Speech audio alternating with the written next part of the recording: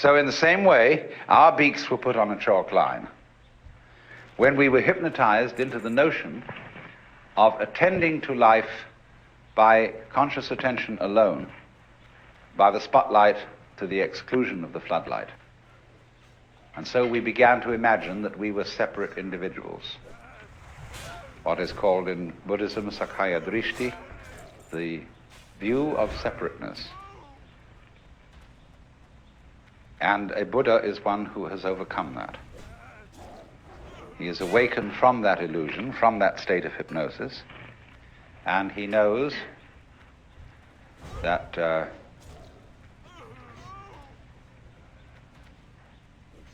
well, I can't put what he knows in any positive terms. This is the special thing about Buddhism. Everything in Buddhism sounds negative. Let's put it this way. Let's suppose you engage yourself in a relationship with the Buddha, or with one. I mean, there are hundreds of Buddhas. The one we call Gautama is just the historical Buddha that everybody knows about. But one Buddha leads to another, because as a result of his relationships with people, he turns them into Buddhas too, awakened people. Now you meet one of these people, and he's going to give you a rough time. But one of the Buddhas running around these days is Krishnamurti. And Krishnamurti absolutely destroys everybody's religion. Why do you believe this? Why are you hanging on to that? Why do you want to insist that this idea is so? See? And he shows you that all your fixed formulations, all the ideas to which you cling, are spurious. And then you suddenly get into a kind of vertigo, dizziness, that you feel suddenly that you're no longer standing on the firm ground, but that the universe... And other astronomers, they say there was a primordial explosion, an enormous bang millions of years ago, billions of years ago, which flung all the galaxies into space. Well, let's take that just for the sake of argument and say that was the way it happened. It's like you took a bottle of ink and you threw it at a wall. Smash, and all that ink spreads. And in the middle, it's dense, isn't it? And as it gets out on the edge, the little droplets are finer and finer and make more complicated patterns. See? So in the same way, there was a big bang in the beginning of things, and it spread. And you and I, sitting here in this room, as complicated human beings, are way, way out on the fringe of that bang. We're the complicated little patterns on the end of it. Very interesting. But so we define ourselves as being only that. If you think that you are only inside your skin, you define yourself as one very complicated little curlicue, way out on the edge of that explosion, way out in space and way out in time. Billions of years ago, you were a big bang. But now you're a complicated human being. And then we cut ourselves off like this, and don't feel that we're still the Big Bang. But you are.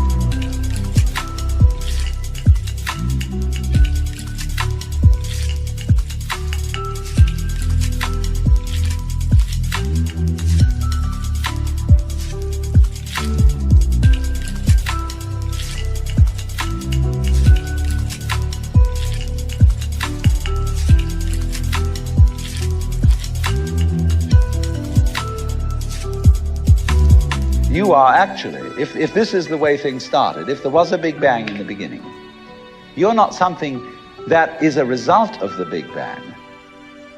on the end of the process, you are still the process. You are the Big Bang, the original force of the universe, coming on as whoever you are. See, when I meet you, I see not just what you define yourself as, Mr. So-and-so, Miss So-and-so, Mrs. So-and-so. I see every one of you as the primordial energy of the universe coming on at me in this particular way. I know I'm that too. But we've learned to define ourselves as separate from it. And so what I would call a kind of a basic problem we've got to go through first is to understand that there are no such things as things. That is to say, separate things or separate events. That is only a way of talking. And if you can understand this, you're going to have no further problems.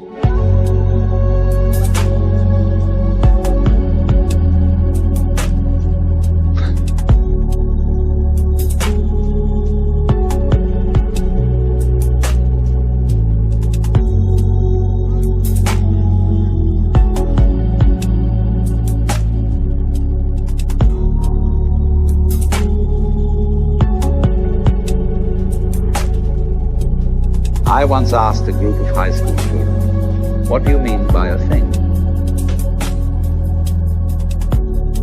And first of all, they gave me all sorts of synonyms. They said it's an object, which is simply another word for a thing. It doesn't tell you anything about what you mean by a thing. Finally, a very smart girl from Italy who was in the group said a thing is a noun. And she was quite right.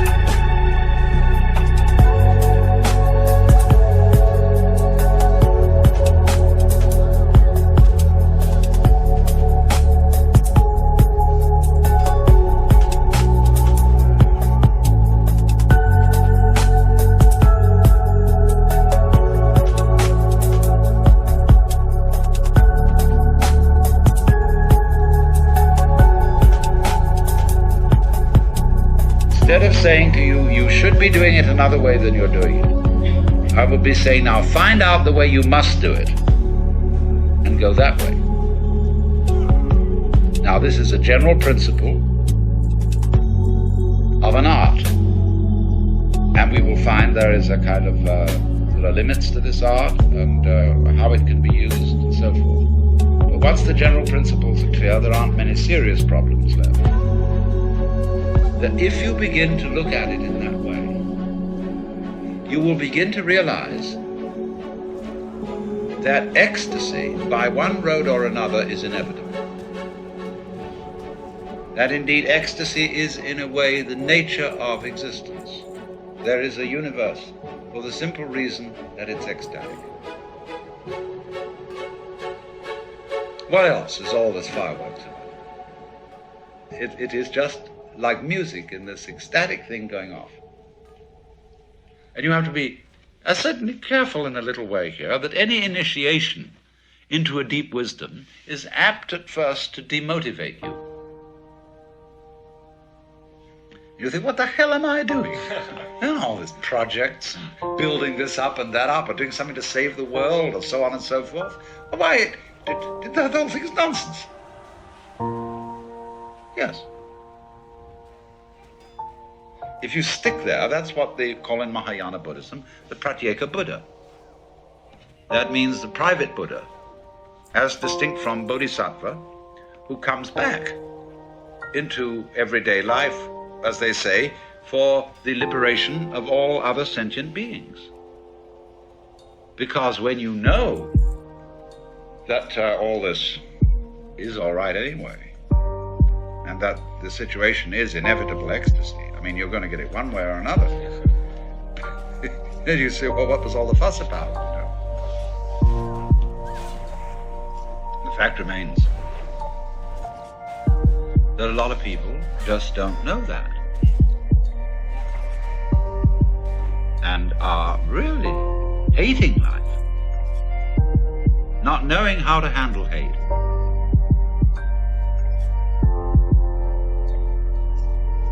And if you are at a certain point, you know those other people are you.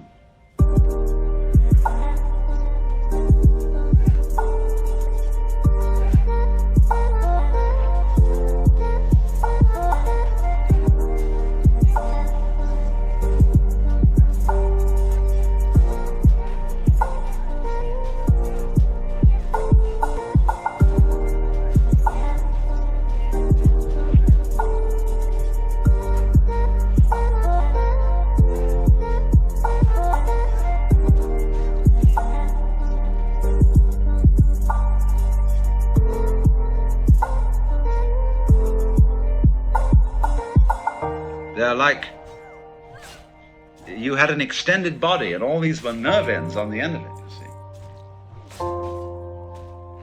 However, you know also that you can't really show them anything they don't already know, and won't be able to show them anything else until they know it.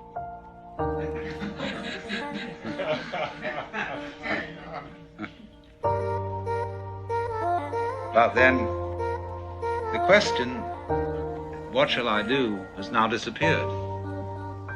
It should have disappeared in the beginning, because there wasn't any real I, there was just the happening.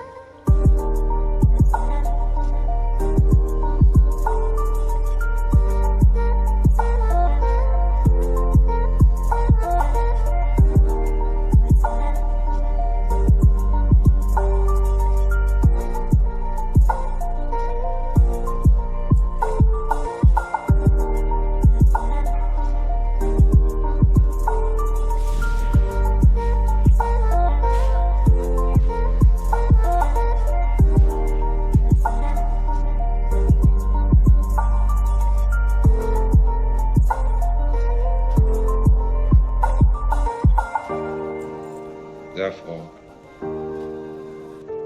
here it is. We'll just call it this. And if you will feel the going on, which includes absolutely everything you feel,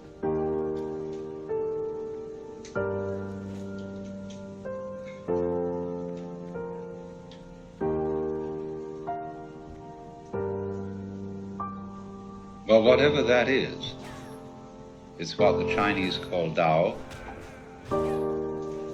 what Buddhists call suchness, or tathata. And it's a happening.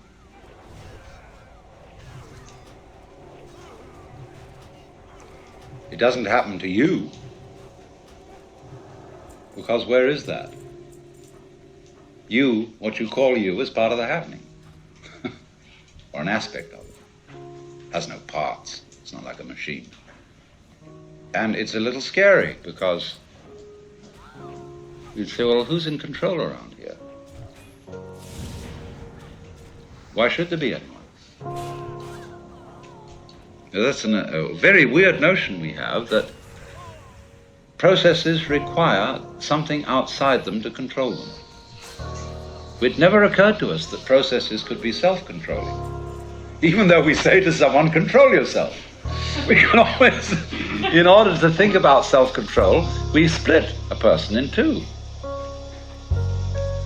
So that there's a you separate from the self that's supposed to be controlled. Well, how can that achieve anything?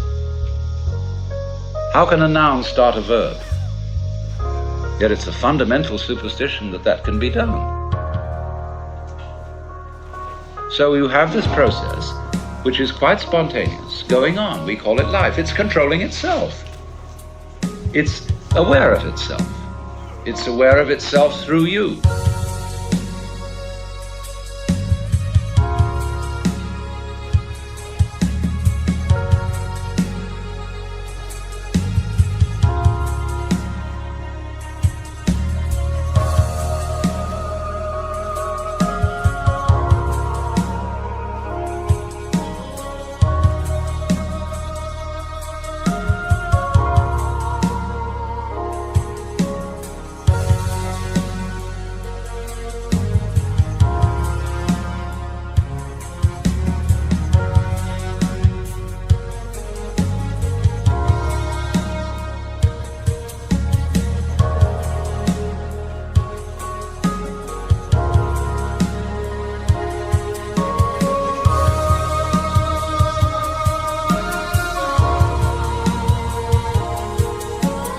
You are an aperture through which the universe looks at itself. And because of the universe looking at itself through you, there's always an aspect of itself that it can't see. So it is like that snake, you see, that is pursuing its tail. Because the snake can't see its head, like you can't. We always find, as we investigate the universe, make the microscope bigger and bigger, and we will find ever more minute things. Make the telescope bigger and bigger and bigger, and the universe expands because it's running away from itself. It won't do that if you don't chase it.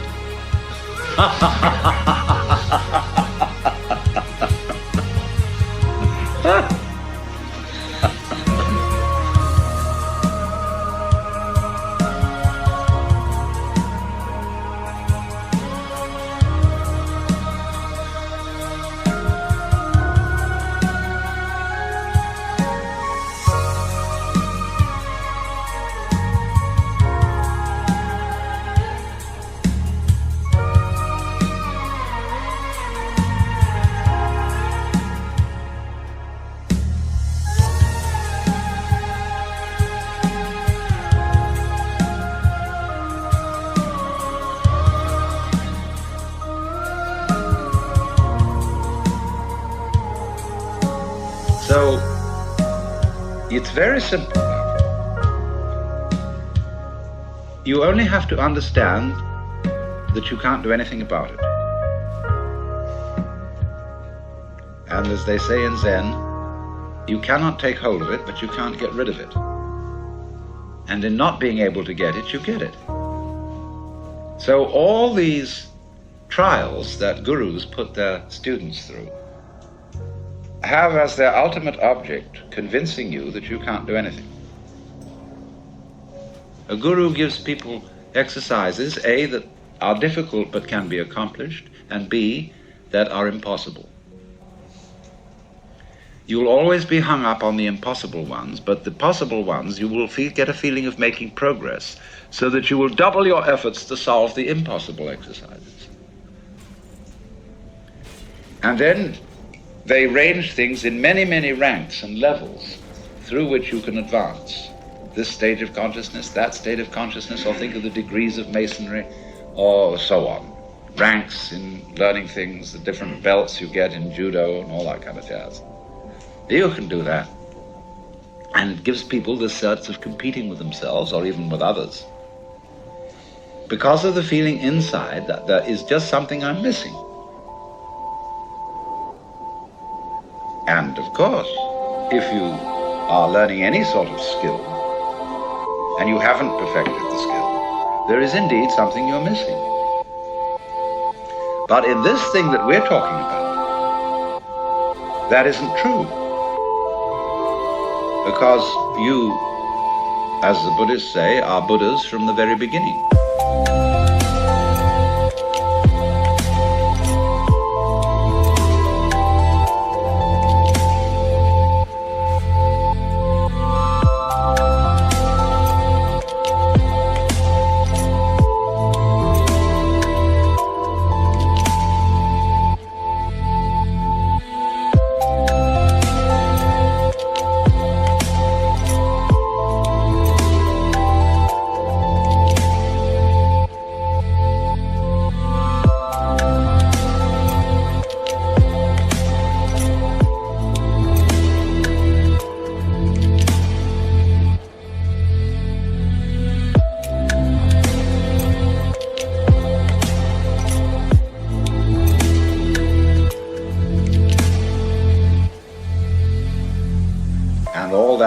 Searching is like looking for your own head, which you can't see and therefore might conceivably imagine that you're lost. So, that indeed is the point, that we don't see what looks, and therefore we think we've lost it. And so we're in search of the self, the Atman.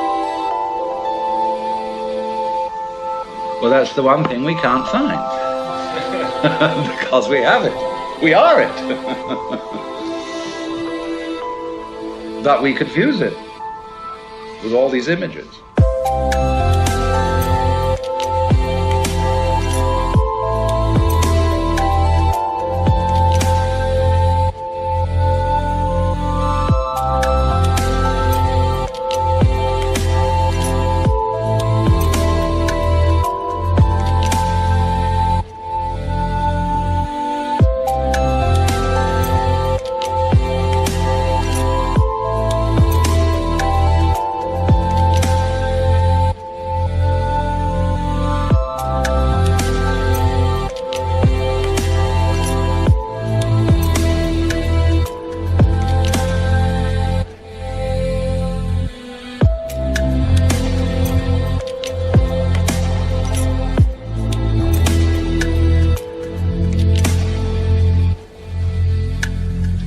For one thing, the idea of a difference between matter and spirit.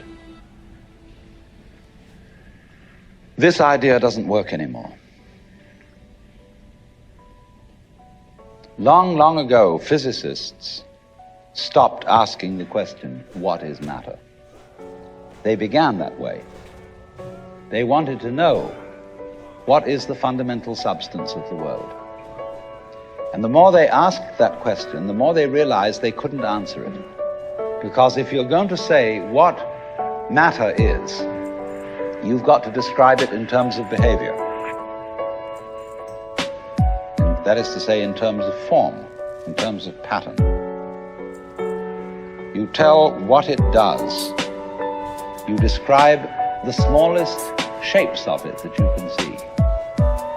Atoms, electrons, protons, mesons, all sorts of sub-nuclear particles.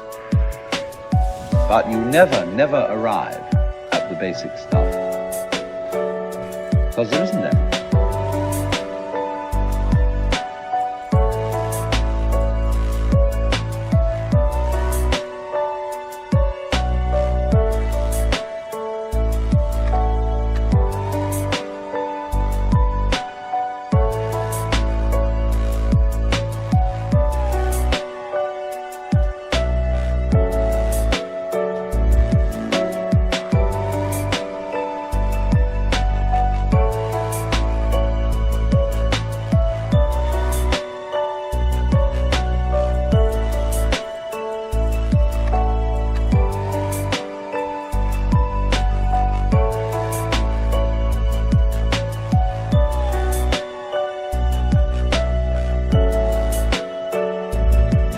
What happens is this. Stuff is a word for the world as it looks when our eyes are out of focus. Fuzzy. Stuff, the idea of stuff is that it's undifferentiated, it's some kind of a goo. And when your eyes are not in sharp focus, everything looks fuzzy. When you get your eyes into focus, you see a form, you see a pattern. And so all that we can talk about is patterns.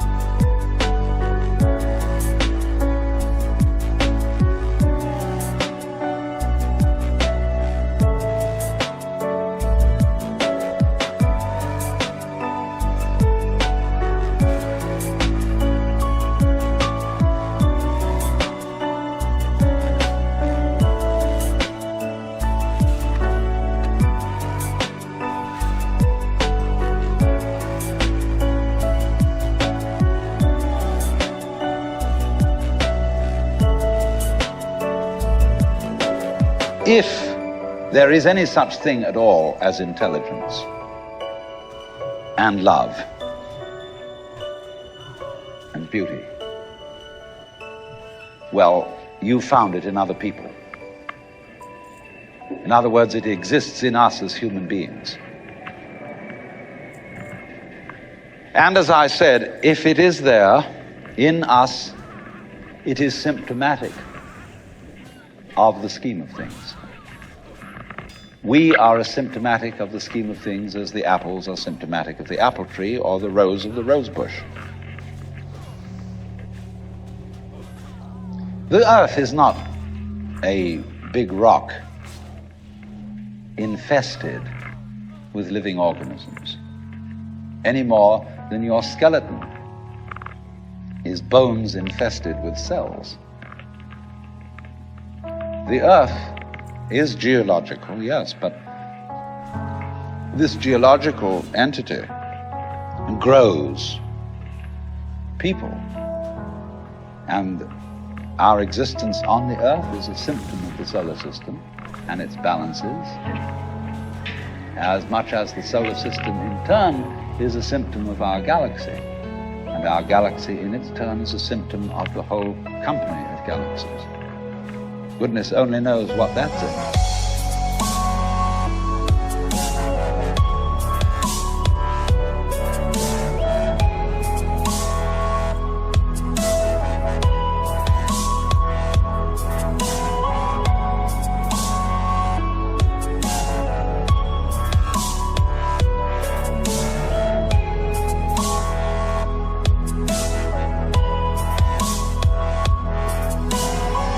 But you see, when as a scientist you describe the behavior of a living organism,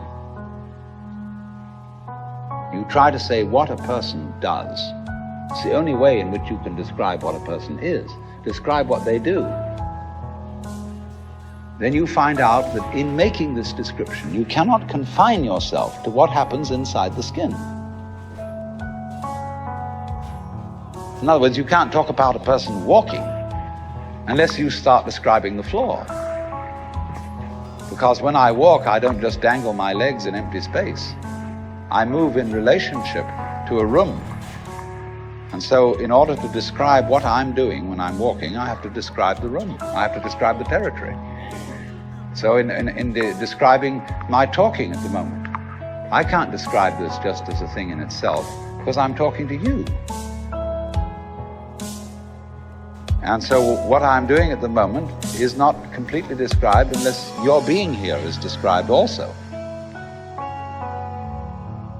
So if that is necessary, if in other words, in order to describe my behavior, I have to describe your behavior and the behavior of the environment, it means that we've really got one system of behavior.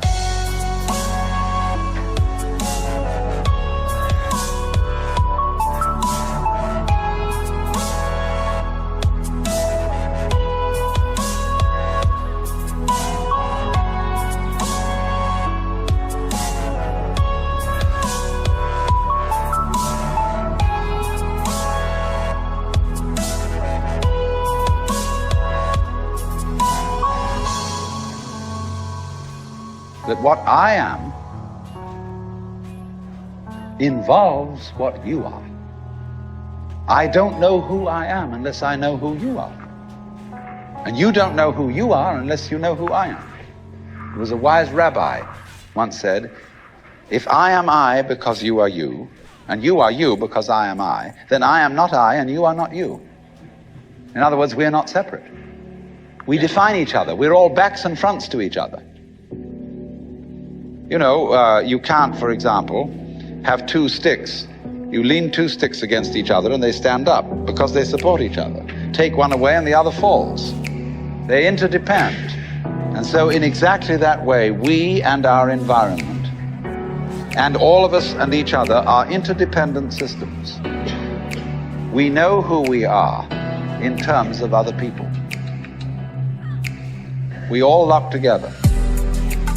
And this is, again and again, the serious scientific description of how things happen And any good scientist knows, therefore, that what you call the external world is as much you as your own body.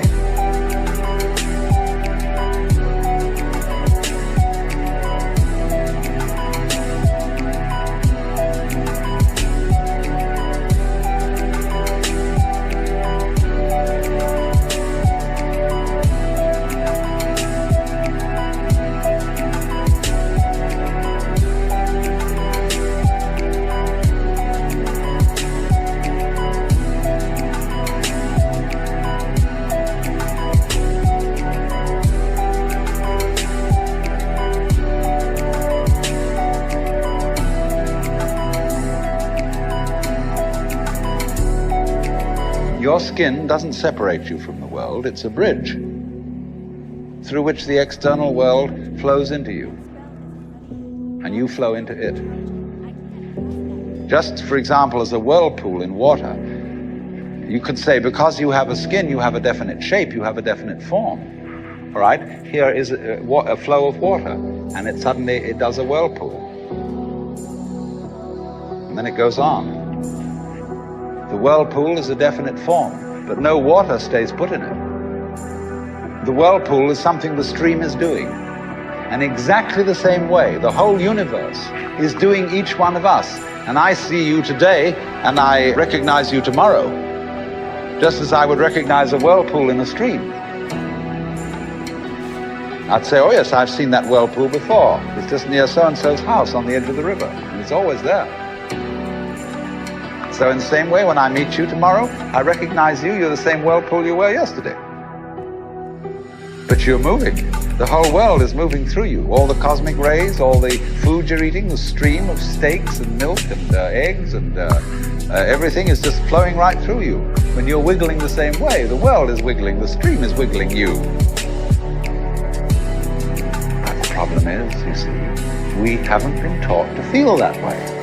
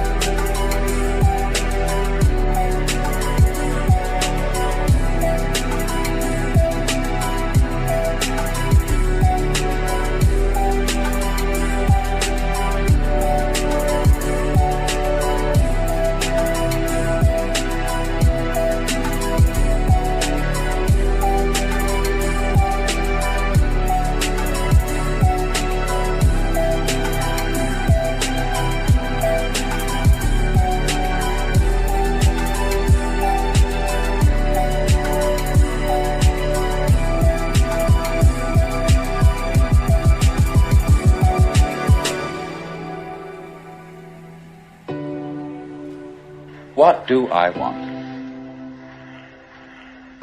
The answer is, I don't know. When Bodhidharma was asked, who are you? Which is another form of the same question. He said, I don't know. Planting flowers to which the butterflies come. Bodhidharma says, I know not. I don't know what I want. Well, when you don't know what you want, you've reached the state of desirelessness. When you really don't know. You see, there's a beginning stage of not knowing, and there's an ending stage of not knowing. In the beginning stage, you don't know what you want because you haven't thought about it, or you've only thought superficially. Then when somebody forces you to think about it and go through and say, yeah, I think I'd like this, I think I'd like that, I think I'd like the other, that's the middle stage. Then you get beyond that. Say, is that what I really want? In the end you say, no, I don't think that's it. I might be satisfied with it for a while, and I wouldn't turn my nose up at it. But it's not really what I want. Why don't you really know what you want? 2 reasons that you don't really know what you want. Number 1, you have it. Number 2, you don't know yourself, because you never can. The Godhead is never an object of its own knowledge. Just as a knife doesn't cut itself, fire doesn't burn itself, light doesn't illumine itself. It's always an endless mystery to itself. I don't know. And this I don't know, uttered in the infinite interior of the Spirit,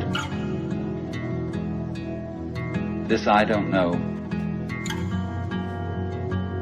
is the same thing as I love, I let go, I don't try to force or control.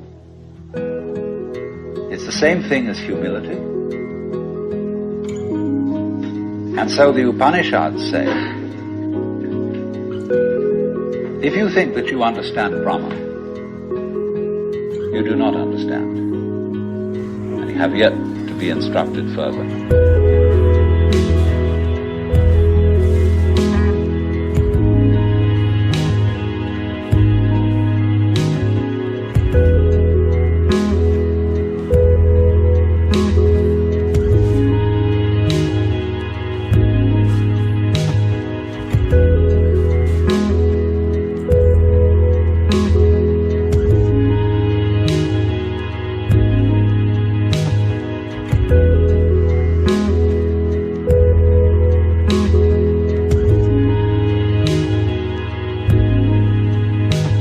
If you know that you do not understand, then you truly understand. For the Brahman is unknown to those who know it, and known to those who know it not.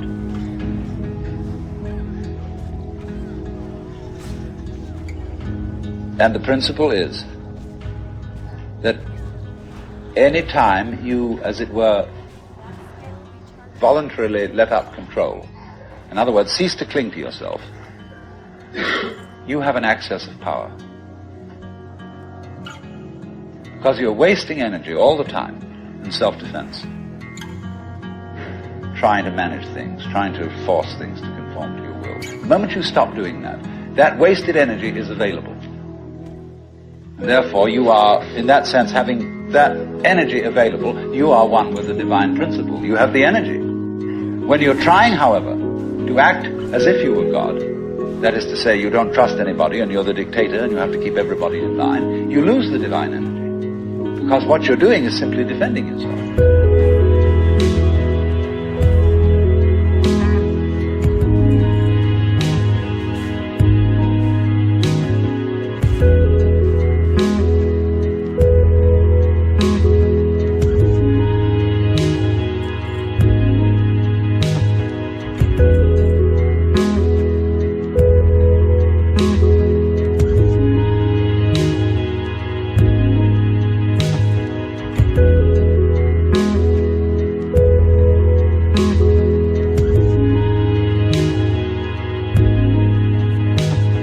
So then, the principle is, the more you give it away, the more it comes back. Now you say, I don't have the courage to give it away. I'm afraid.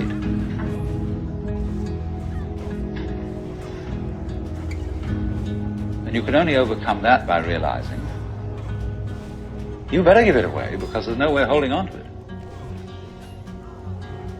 The meaning of the fact, you see, that everything is dissolving constantly, that we're all falling apart, we're all in a process of constant death, and that the worldly hope men set their hearts upon turns ashes, or it prospers, and like snow upon the desert's dusty face, lighting a little hour or two is gone. You know, all that Omar Khayyam jazz.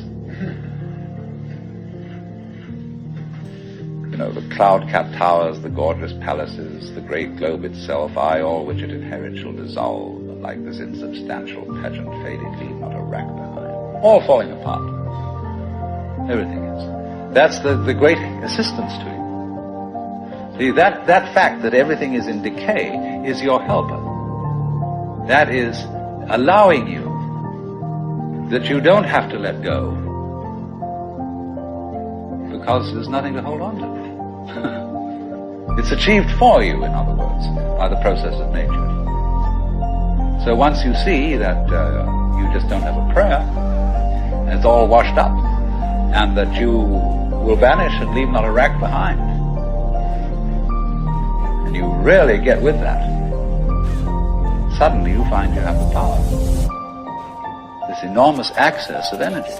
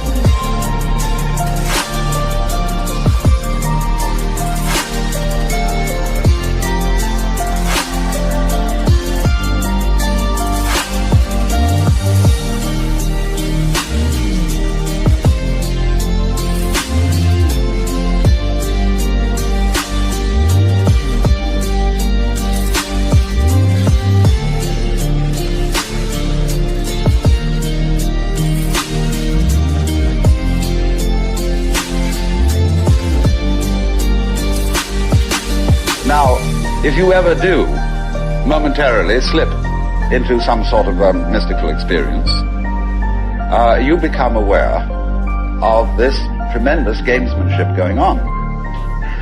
And you see it as sort of continuous with all sorts of cosmic games that are going on, of creatures eating other creatures up, and the creatures that get eaten, of course, transform themselves into the creatures that eat them, and then in turn eat other creatures. And you see the whole hide-and-seek game going on, and then you realize very clearly that the state of development that you are in now is no better and no worse than anybody else's state. Because it's like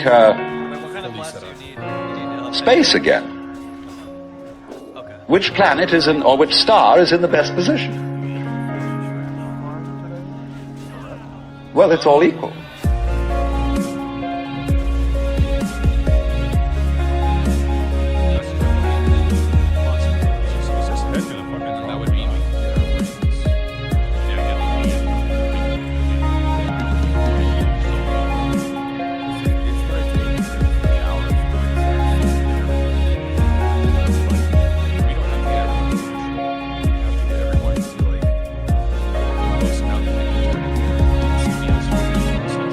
Any point on a sphere is the center of the surface of the sphere. Here it is. So, in the same way, everybody, in all his behavior, whatever he's doing, whether we call him from a certain point of view sick, or whether we call him healthy, whether we call him good or bad, neurotic, normal, psychotic, sane, all the manifestations are just like the leaves on the trees.